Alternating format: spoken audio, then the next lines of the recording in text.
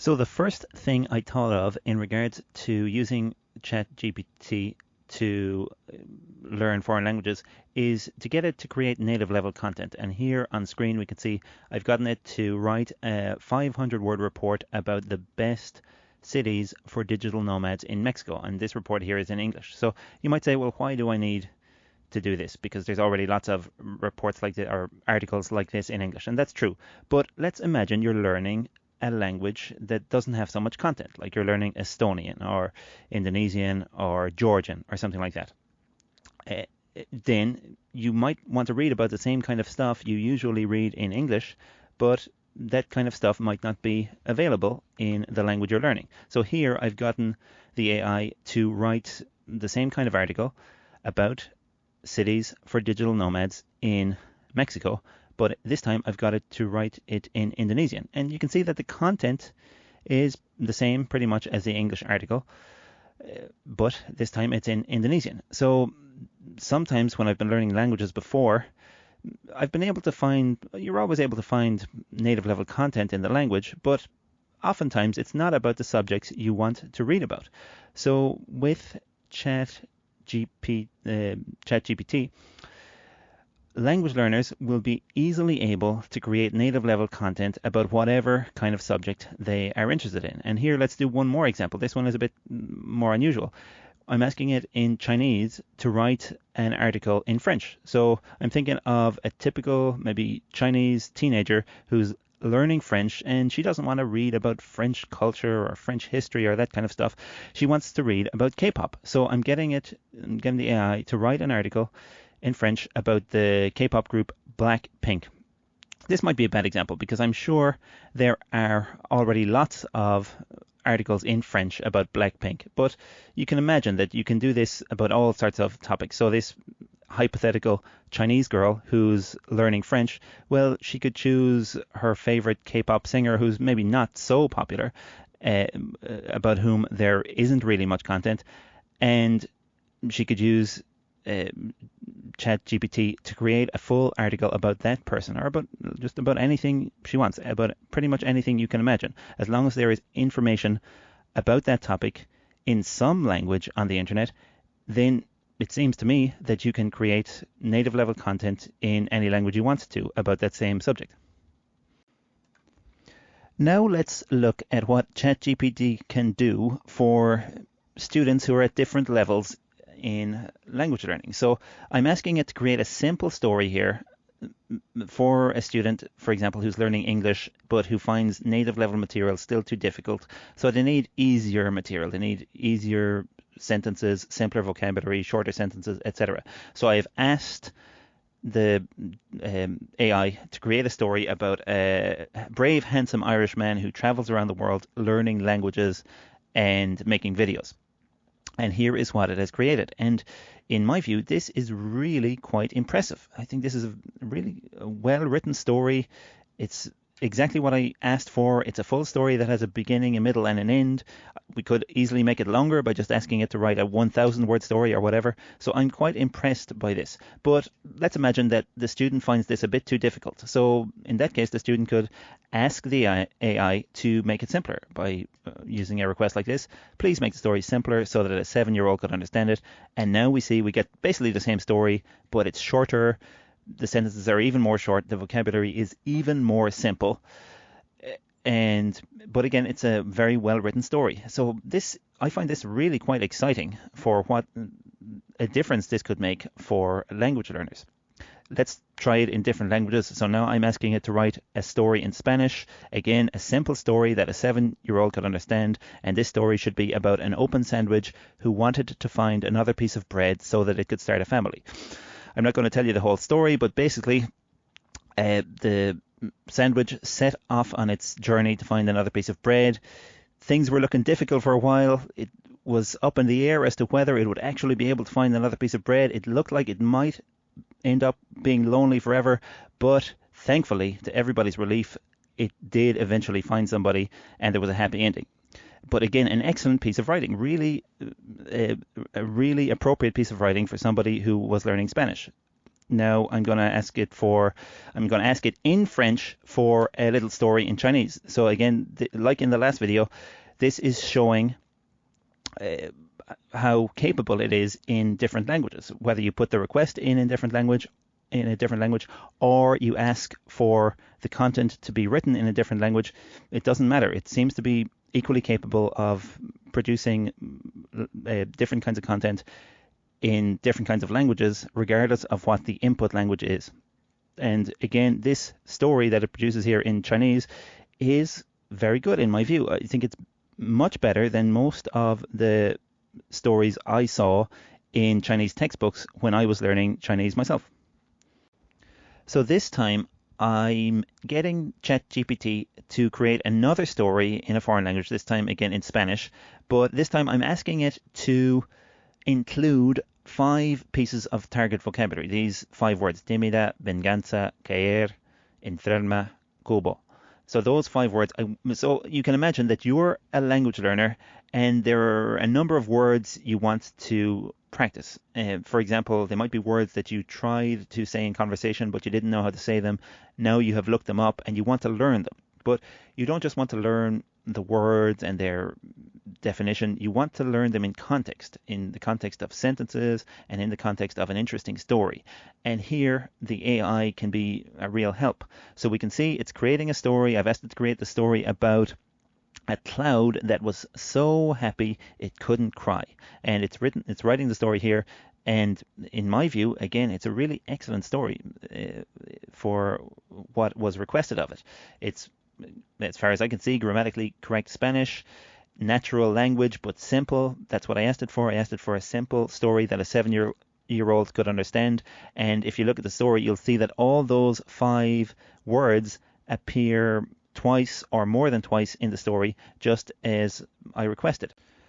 Sometimes when you're learning a foreign language, you find an article that you would really like to read, an article that you find about a topic that's really interesting to you, but it's just too difficult. There are too many words that you don't know, and you know that if you try to read it, you'll get stuck too often and you'll waste a lot of time checking the definition of words in the dictionary, and if you don't check the dictionary, you won't understand, so you just don't read the article. Here, we can use Chat GPT to simplify any article. Obviously, you can do this in your native language, but here I'm again talking about language learners. So a language learner in this example might want to read this article in Spanish, but they might find it just too difficult with too many unfamiliar words. So the next simple thing you can use ChatGPT to do is to just shorten a long article. So sometimes there might be an article you want to read. You might already be at a pretty high level in the language, so you might be able to understand the article perfectly, but it just might be too long, and you don't want to spend all the time necessary to read the full article. So you can just basically paste the article into ChatGPT and ask it to rewrite the article at whatever word length you want. So here I'm asking it to rewrite this Spanish article in 300 words or less, and as far as I can see, it does quite a good job. So sometimes when we're studying a foreign language, we want to get an example of a word. We want to get some examples of a word. We want to see a word in context.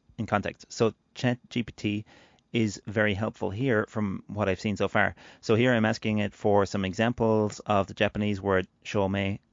And here we can see that first of all, it gives a definition, and then it gives us several examples of the word in some simple sentences.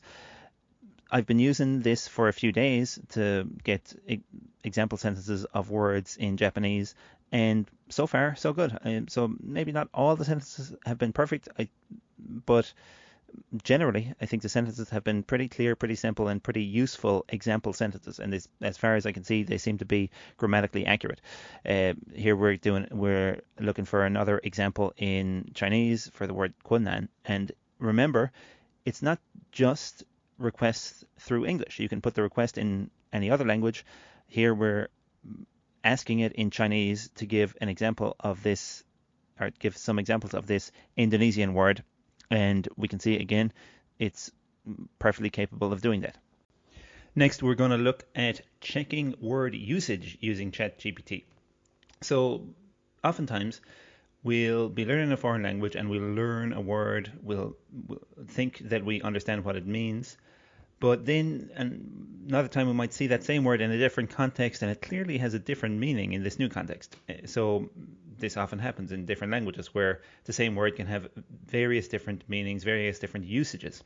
So with Chat GPT, we can very quickly get a list of all the usages of a word, and we can see with the example of land here. So land is a word that has many different usages in English, and we can see the AI gives us explanations of all those usages, and sometimes it gives us examples as well. We can see here with this Japanese word, it's also giving us explanations and it's giving us examples of how it's used. So overall, this can be a very useful tool for when you're reading in a foreign language. So now let's look at ChatGPT for correcting errors in foreign language writing. So this sentence has a couple of errors and we can see that it correctly corrects those errors. Let's try a simple example from Spanish. So the correct expression should be gracias por su mensaje, and we can see it corrects that one correctly as well. Now let's give it a slightly more challenging English sentence. So it's, if I won $1 million, I don't know what I would do, but I definitely won't buy a pet turkey. So it should be, I definitely wouldn't buy a pet turkey. And we can see that it corrects this sentence very accurately as well, perfectly. Now, one thing I forgot to try in this video was to give it a correct sentence and ask it to correct the errors and see if it just made up some errors, but actually no, it doesn't do that. So when you give it a correct sentence, it says that there are no errors in this sentence. Sometimes when we're learning a foreign language, we learn two words that might have the same definition in our own language, and we use those words interchangeably in the foreign language, but they might not be exactly the same. So sometimes when we're confused about two different words that we think have the same meaning or very similar meanings, it's good to be able to check. And here on ChatGPT, you can check very quickly. So I've given it two Chinese words that have similar meanings, and here you can see it explaining pretty clearly with examples the differences between the usages of these two words. And in a moment, I'm going to give it an example for English words. So I'm asking it in Japanese to explain the difference between determination and motivation, and we'll see that it does a pretty similar job in Japanese as to what it did in English. So it's basically saying that the two words have very similar meanings, but there's a bit of a different nuance to them. And here we can see it giving explanations of each word and example sentences of each word as well. We can also use ChatGPT to check grammar points. So here I'm asking it to explain both in English and Chinese just the basic grammar of this sentence. If I was a fisherman, I would be happy. So this kind of sentence is often very confusing for Chinese students of English because it feels natural for them to say, if I am a fisherman, I will be happy. So sometimes when we're checking grammar in a foreign language, it's nice to first read the explanation in the foreign language, especially if you're at a certain level in the language. But then also you might not completely understand the explanation in the foreign language, so it's nice to have it in your own language as well. So here this Chinese student could first read the explanation in English. If they didn't understand it, they could read the Chinese explanation.